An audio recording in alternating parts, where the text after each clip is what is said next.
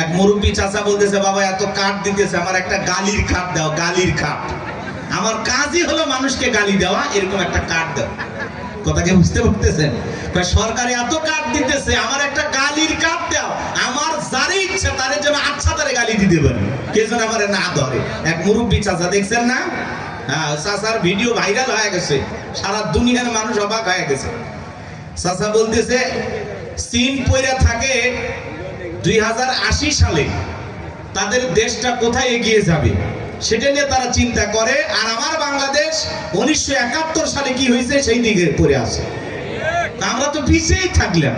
তো 1971 সালের সেই চেতনা এখনো বিক্রি চলতেছে বাংলাদেশে। কথা বলে ঠিক কিনা? আরে ভাই, যুদ্ধ হয়েছে, দেশ স্বাধীন হয়েছে, যারা রক্ত দিয়েছে, জীবন দিয়েছে, তাদের প্রতি শ্রদ্ধা, ভালোবাসা, দোয়া থাকবে। কথা বলে ঠিক কিনা? কিন্তু সেটাকে পুঁজি করে সারা জীবন আওয়ামী লীগ ব্যবসা করলো, আবার নতুন যারা আছে তারাও ব্যবসা শুরু করে দিছে। তাহলে এই জাতি উপকৃত হবে কখন? কথা বলে ঠিক কিনা? ওই জন্য চাচা যা কইছে, খাপে খাপ মমতাজের বাপ, যে চীন পরে আছে 2080 সাল নিয়া, আর বাংলাদেশ পরে আছে 1971 সাল নিয়া। ওই চাচা মনের দুঃখে বলতেছে, এই জন্য একটা গালির কাঠ দে, আমি সকাল বিকাল খালি গালি দেব। কথা কি বলছেন? এই জন্য যুবক, আমাদেরকে আপডেট হওয়া লাগবে। কথা বলেন ঠিক কিনা? চলুন।